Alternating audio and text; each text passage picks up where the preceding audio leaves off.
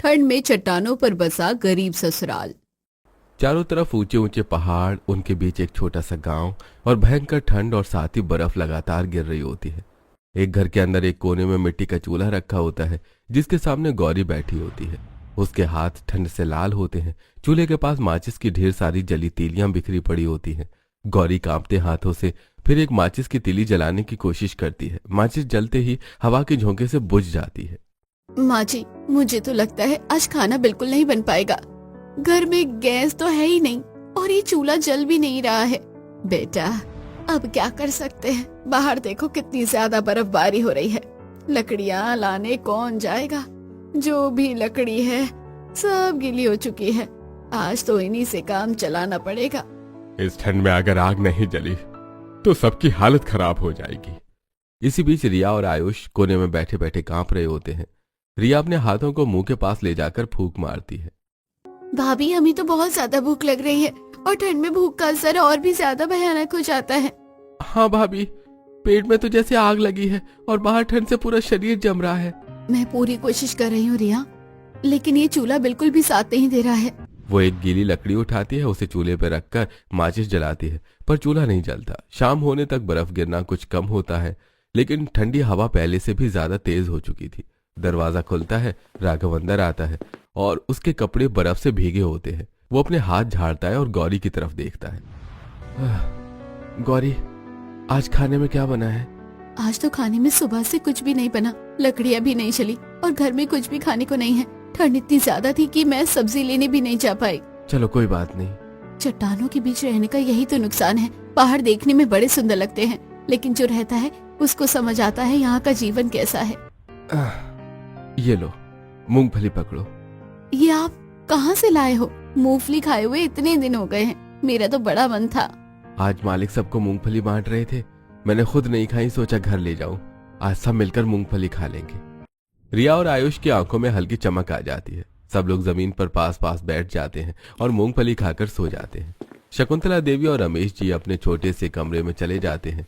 वो पतले कंबल में लिपट कर लेट जाते हैं।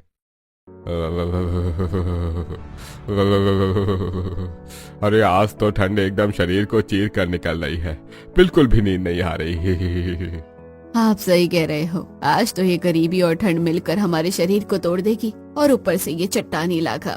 बच्चे दिन रात मेहनत कर रहे हैं, लेकिन इस ठंड से बचाव बिल्कुल नहीं हो पा रहा। घर में चारों तरफ से हवा आती है। घर की दीवारों में भी हल्के हल्के छेद हो गए हैं। अब ये घर भी ठंड रोक नहीं पा रहा है। कभी कभी तो सोचता हूँ मैं भी काम करने लग जाऊं। राघव को भी सहारा लगेगा, लेकिन क्या करूं, ये बुढ़ापे का शरीर साथ ही नहीं देता है। हाँ, कहे तो आप सही रहे हो, लेकिन आप अपनी जवानी में बहुत मेहनत करते थे। मानती हूँ मुसीबत है, लेकिन बच्चों को भी सीखने दो, वरना आगे किसी भी समस्या का हल नहीं ढूंढ पाएंगे।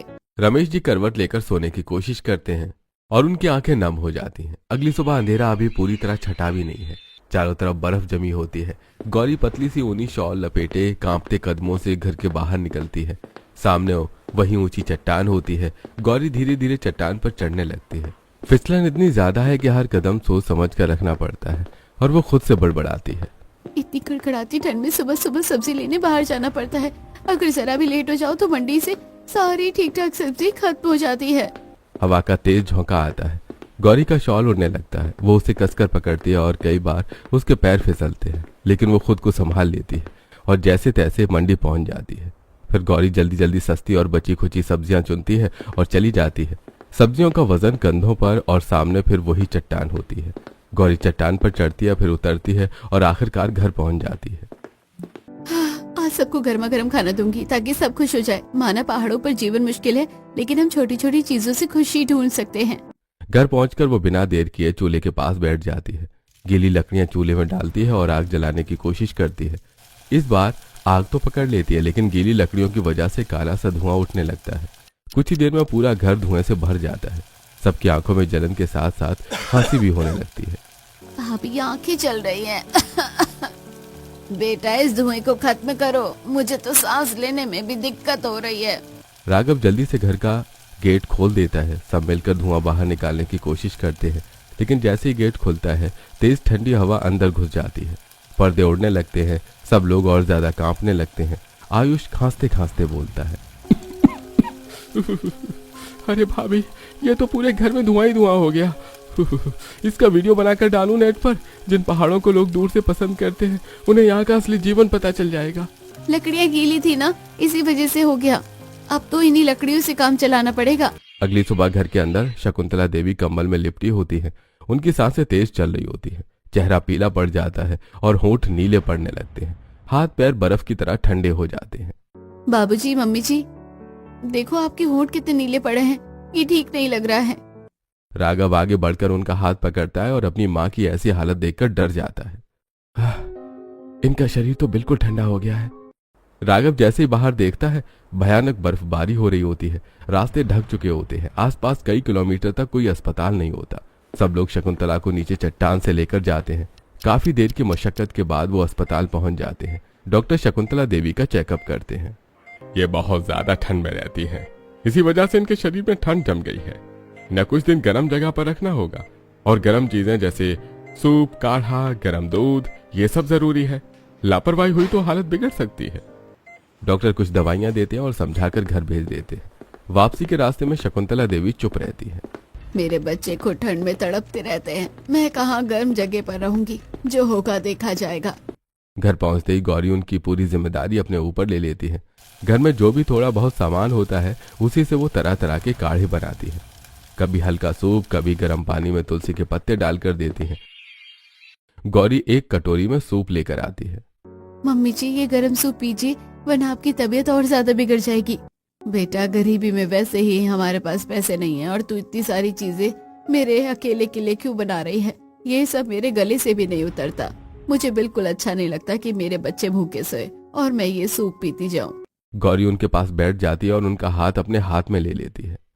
मम्मी जी, अभी आपकी तबीयत ठीक नहीं है, आपको अपना ध्यान रखना जरूरी है। और एक समय वो भी था जब हमारे पास साथ में भूखी रहा करती थी, लेकिन अब आपको स्पेशल केयर की जरूरत है। डॉक्टर ने साफ कहा है, अगर जरा सी भी तबीयत बिगड़ी तो बहुत ज्यादा दिक्कत हो सकती है। शकुंतला देवी भारी मन से सिर हिलाती हैं। मजबूरी में वो सूप पी लेती हैं। अगली सुबह आयुष और रिया अपने अपने बैग कंधे पर लटकाए घर से निकलते हैं। दोनों एक दूसरे को देखकर हल्की मुस्कान लाते हैं और फिर चट्टानों की तरफ बढ़ते हैं। पहले चट्टान पर ऊपर चढ़ना पड़ता है, पैर रखते ही बर्फ खिसकती है। आयुष आगे आगे चलता है, रिया पीछे पीछे सावधानी से कदम रखती है। हमारे तो वही वाला काम है ना, जैसे लोग कहते थे हम तो नदी पार करके स्कूल जाते थे। हम भी अपनी आने वाली जनरेशन को कह पाएंगे, हम तो चट्टानों के पार चढ़ उतर कर कॉलेज जाया करते थे। हाँ भाई, तू सही कह रहा है। इतनी मेहनत तो पूरे दिन के काम में नहीं लगती जितनी इस चट्टान को पार करने में लग जाती है। हाँ, इतनी मेहनत करके कॉलेज जाओ, फिर कॉलेज से वापस आओ। हे भगवान, मेरी तो शाम तक हालत खराब हो जाती है। अब क्या करें बहन, चट्टानों में रह रहे हैं, पढ़ना तो पड़ेगा ही। और वैसे भी मुझे पता है ना गांव के काम क्या होते हैं, या तो पत्थर तोड़ो या पत्थर ढोने, और लकड़ियों को तो तू जानती ही है, खेती बाड़ी, पानी भरना, घर का सारा काम। अगर ये सब नहीं करना है तो चल पढ़ने चलते हैं। हाँ भाई, तू सही कह रहा है। दोनों आखिरकार चट्टान से नीचे उतरते हैं। सामने का नजारा बदल जाता है। बर्फ के बीच हरियाली, खुले मैदान और कॉलेज आ जाता है। अगले दिन गौरी, रिया और आयुष तीनों हाथों में बाल्टियां लिए नदी के किनारे पहुंचते हैं। आयुष कुल्हाड़ी उठाता है और जमी हुई बर्फ पर जोर से मारता है। हर मार के साथ बर्फ में दरार पड़ती है, लेकिन ठंड इतनी ज्यादा होती है कि पानी तुरंत ऊपर नहीं आता है। आयुष कांपते हाथों से फिर वार करता है। भाभी, ये कितना मुश्किल काम है। जिस दिन आप मुझे पानी लेने के लिए ले आती हो ना, उस दिन तो मेरे हाथ काम करना ही बंद कर देते हैं। क्या करे देवर जी, आज आपके भैया को बिल्कुल टाइम नहीं था, इसलिए मुझे आपको साथ ले जाना पड़ा। वरना अगर इतनी ठंड ना होती तो अब तक मैं और दीदी दोनों पानी भरकर वापस आ गए होते। रिया बर्फ का टुकड़ा देखकर बाल्टी डालती है। ठंडा पानी हाथों से टकराते ही वो चिलमिला उठती है। भैया, आप तो फिर भी कुल्हाड़ी मार रहे हो। मुझे और भाभी को तो इस ठंडे ठंडे पानी में हाथ डालकर बाल्टियां भरनी पड़ रही है। मेरे तो हाथ सुन हो गए हैं।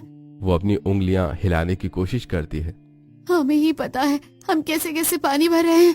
हाँ, जल्दी करो, वरना थोड़ी देर में हम तीनों ही यहीं बर्फ में जम जाएंगे। तीनों जल्दी जल्दी बाल्टियां भरते हैं और अपने घर चले जाते हैं। वहीं अगली शाम घर के अंदर छोटा सा टीवी चल रहा होता है। स्क्रीन पर हल्की सी झिलमिलाहट होती है, लेकिन आवाज साफ सुनाई दे रही होती है। सभी लोग चूल्हे के पास सिमटे बैठे होते हैं, ठंड से बचने की कोशिश कर रहे होते हैं। उत्तराखंड के पहाड़ी इलाकों में बर्फबारी की चेतावनी जारी की गई है। आने वाले दिनों में हालात और भी ज्यादा खराब हो सकते हैं। लोगों का इन इलाकों में रहना बेहद मुश्किल हो जाएगा। प्रशासन का अपील है कि लोग किसी सुरक्षित जगह पर अपना ठिकाना ढूंढ ले, क्योंकि आगे बर्फबारी और भी बढ़ सकती है। टीवी की आवाज के साथ ही घर के अंदर सन्नाटा छा जाता है। सभी एक दूसरे की तरफ देखने लगते हैं। मम्मी, अगर बर्फ और बढ़ गई तो हम क्या करेंगे? रास्ते पहले ही मुश्किल है, अगर और बर्फ जम गई तो आना जाना बंद हो जाएगा और मेरा तो काम भी ठप हो जाएगा। भगवान जाने क्या होगा। बाहर से शोर सुनाई देने लगता है। गांव के लोग अपने अपने घरों से सामान निकाल रहे होते हैं। कोई बर्तन समेट रहा होता है, कोई गठरी बांध रहा होता है। 8-10 छोटे घर खाली होने लगते हैं। एक औरत भारी सा थैला उठाए गुजरती है। चलते चलते वो गौरी के घर के गेट पर रुकती है। बहन जी, आप लोग भी कहीं चले जाओ, अब यहाँ रहने का कोई फायदा नहीं, बहुत ज्यादा बर्फबारी हो रही है। बहन जी, हम कहाँ जाएं? हमारा तो यही घर है, इसके अलावा हमारे कोई रिश्तेदार भी नहीं। यहाँ तो सब घर छोड़कर जा रहे हैं, मैं भी अपने मायके जा रही हूँ। यहाँ ठंड में रहना अब मुश्किल हो गया है। हाँ बहन जी, ठीक है, आप चलिए और आराम से जाना। औरत सिर हिलाकर आगे बढ़ जाती है। रात गहरी हो चुकी होती है। आसमान से बर्फ ऐसे गिरने लगती है जैसे कोई तूफान टूट पड़ा हो। हवा की आवाज भयानक हो जाती है। गौरी की लकड़ी और छप्पर से बना छोटा सा घर तेज तेज हिलने लगता है। छप्पर पर बर्फ की मोटी परत जमती चली जाती है। बर्फ का वजन बढ़ता जा रहा होता है। घर के अंदर किसी को भी डर की वजह से नींद किसी को नहीं आ रही होती है। अचानक कड़ छत से अजीब सी आवाज आती है। राघव, ये आवाज कैसी है? राघव उठकर ऊपर देखता है। छप्पर नीचे की ओर झुक चुका होता है। अरे सब लोग उठो, लगता है छत बर्फ का भार नहीं झेल पा रही है, हमें घर से बाहर निकलना होगा। इतना कह भी नहीं पाता कि धड़ाम पूरा छप्पर एक साथ नीचे गिर पड़ता है। चारों तरफ अंधेरा, धूल, लकड़ियां, बर्फ, सब कुछ एक साथ टूटकर धड़ाधड़ गिरने लगता है। भैया बचाओ! माँ! आयुष, कहाँ हो आप? सभी लोग छत के नीचे दब जाते हैं। सांस लेना मुश्किल हो जाता है। बर्फ और लकड़ियां सीने पर बोझ बन जाती हैं। कुछ पल के लिए सब कुछ शांत हो जाता है और हल्की सी हरकत होती है। राघव किसी तरह हाथ पैर हिलाता है। उसके ऊपर एक लकड़ी अटकी होती है। वो पूरी ताकत लगाकर उसे धकेलता है। बर्फ उसके चेहरे पर गिरती है, लेकिन वो हार नहीं मानता है। हिम्मत रखो, मैं बाहर निकल गया हूँ। राघव जैसे तैसे खुद को बाहर निकाल लेता है और बाहर देखता है कि तेज बर्फबारी, टूटा हुआ घर, हर तरफ अंधेरा होता है। वो तुरंत वापस मलबे की ओर बढ़ता है। गौरी, मम्मी जी को आवाज दो कोई। और अंदर से हल्की सी आवाज सुनाई देती है। राघव बर्फ और लकड़ियां हटाने लगता है। उसके हाथ सुन्न हो जाते हैं, लेकिन वो रुकता नहीं है। पहले वो गौरी को बाहर निकालता है। गौरी सांस लेते ही रो पड़ती है। फिर रिया और आयुष दोनों कांपते हुए बाहर आते हैं। आखिर में राघव मलबे में दबे माँ बाबूजी तक पहुंचता है। वो बाहर निकलता है। सब लोग बर्फ पर बैठे हुए हाँफ रहे होते हैं। कपड़े फटे हुए, शरीर कांपता हुआ, आंखों में डर और सदमा होता है। सब बच गए ना? राघव चारों तरफ देखता है। टूटा हुआ घर, गिरा हुआ छप्पर और बर्फ का सैलाब आया होता है। हाँ, जान बच तो गई है, लेकिन अब हमारे पास घर नहीं रहा। छत गिरने के बाद तेज बर्फबारी के बीच सब लोग जैसे तैसे एक दूसरे को संभालते हुए किसी सुरक्षित छत की तलाश में निकल पड़ते हैं। चारों तरफ अंधेरा, सन्नाटा और सफेद बर्फ के ढेर होते हैं। हवा इतनी तेज है कि चलना भी मुश्किल हो रहा होता है और चारों तरफ चट्टानें होती हैं। अरे अब तो हम घर क्यों रिपेयर भी नहीं कर सकते, इतने पैसे ही नहीं है हमारे पास, अब हम कहाँ जाएंगे? हाँ पापा, मेरे पास तो इतने पैसे भी नहीं है कि आपको आज रात किसी होटल में ले जा सकूं। मुझे बहुत डर लग रहा है, इतनी ठंड हो रही है और आसपास गांव में भी कोई नहीं है, पूरा गांव खाली हो गया है, अब हम क्या करेंगे? बेटा हिम्मत रखो, अगर हम सब हिम्मत से काम लेंगे तो भगवान कोई ना कोई रास्ता जरूर दिखाएंगे। इसी बीच गौरी आगे बढ़ती है। उसकी आंखों में डर कम और फैसला ज्यादा होता है। मम्मी जी, आप सब यहीं रुकिए, मैं कुछ इंतजाम करती हूँ, मेरे दिमाग में एक आइडिया आया है। वो सबको इशारे से अपने पीछे चलने को कहती है। सब लोग चुपचाप उसके साथ चलते हैं। गौरी उन्हें गांव से ऊपर चट्टानों की तरफ ले जाती है। तेज हवा चल रही होती है। बेटा, तू हमें यहाँ क्यों लाई है? चट्टान के ऊपर हम क्या करेंगे? देख तो सही कितनी तेज हवा चल रही है। गौरी रुकती है, पीछे मुड़कर सबकी तरफ देखती है। मम्मी जी, आप परेशान मत होइए। राघव, आप तो चट्टान तोड़ने का काम करते हो ना, आप ऐसा करिए, थोड़ी चट्टान तोड़कर हमारे बैठने लायक जगह बना दीजिए। सब लोग हैरानी से उसकी तरफ देखते हैं। अब हम यहीं घर बनाएंगे और यहीं रहेंगे। तुम ये कैसी बात कर रही हो? चट्टान पर घर बनाना? गौरी की आंखों में एक चमक आ जाती है, जैसे उसे कोई पुरानी बात याद आ जाती है। एक दिन जब मैं मंडी से लौट रही थी गौरी सबके सामने खड़ी है। तेज हवा उसके बालों को उड़ाती है, लेकिन उसकी आवाज में डर नहीं, एक भरोसा होता है। उसकी बात के साथ ही फ्लैशबैक शुरू हो जाता है। बर्फ से ढका चट्टान का रास्ता होता है। गौरी के हाथ में सब्जियों की पोटली होती है। अचानक उसका पैर फिसल जाता है। बचाओ कोई। वो चट्टान से नीचे फिसलती है और फिर एक उभरी हुई चट्टान पर जा गिरती है। थोड़ी देर तक वो वहीं बैठी रहती है, डरी हुई, दर्द से कराहती हुई। हवा बहुत तेज चल रही होती है, बाल उड़ रहे होते हैं, सांस तेज होती है। लेकिन तभी गौरी कुछ महसूस करती है। वो अपने हाथ चट्टान पर रखती है, चौंक जाती है। चट्टान गर्म होती है। गौरी धीरे धीरे उसी चट्टान से पीठ टिकाकर बैठ जाती है। उसके शरीर को गर्माहट मिलती है। हाथ पैर में लगी चोट का दर्द धीरे धीरे कम होने लगता है। हवा इतनी ठंडी है, लेकिन ये चट्टान, ये तो मुझे गर्मी दे रही है। उस दिन मुझे समझ आया था चट्टान हमें सहारा भी देगी और गर्मी भी। सब लोग एक दूसरे की तरफ देखने लगते हैं। उस रात सब लोग जैसे तैसे चट्टान के पास बैठकर गुजारा करते हैं। बर्फ गिरती रहती है, हवा चलती रहती है, लेकिन चट्टान की गर्माहट उन्हें पूरी तरह जमने नहीं देती। सुबह होते ही सब लोग काम में लग जाते हैं। राघव और आयुष चट्टान को तोड़कर बैठने की जगह बनाते हैं। रिया और गौरी पत्थर लकड़ियां इकट्ठा करती है। पूरा दिन मेहनत करने के बाद शाम तक ऊपर एक छत और नीचे बैठने लायक सुरक्षित जगह बन जाती है। रात होते ही सब लोग उसी चट्टान के अंदर बनी जगह में बैठ जाते हैं। भाभी, आप तो सच में सही कह रही थी। यहाँ तो गर्माहट महसूस हो रही है। हमारे पुराने घर से भी ज्यादा अच्छी तो ये चट्टान है। हाँ हाँ दीदी, ये चट्टान हमें ठंड से बचाएगी। थोड़ी देर बाद गौरी और राघव बाहर जाते हैं। वो मोटी मोटी लकड़ियां लेकर आते हैं। राघव आग जलाता है और जब आग जलती है तो सभी उसकी गर्म लपटों में आग सेक कर खुद को कड़कड़ाती ठंड से बचाते हैं। अब जाकर थोड़ी राहत मिली। आग से उठता धुआं चट्टान के अंदर फैलने लगता है। गर्मी बढ़ जाती है, सबके चेहरे पर राहत साफ दिखने लगती है। अगली सुबह आसमान साफ होता है, लेकिन ठंड अब भी उतनी ही होती है। चट्टान के अंदर जगह में सब लोग सिमटे हुए बैठे थे। रात किसी तरह कट जाती है। गौरी और राघव दोनों सिर पर मोटा कट्टा ओढ़ लेते हैं ताकि ठंडी हवा से बच सके। वो चुपचाप बाहर निकलते हैं। चट्टान से नीचे उतरते ही रास्ता जंगल की तरफ जाता है। चारों तरफ ऊंचे पेड़, बर्फ से ढकी जमीन और सन्नाटा होता है। वहां सिर्फ उनके कदमों की आवाज ही सुनाई देती है।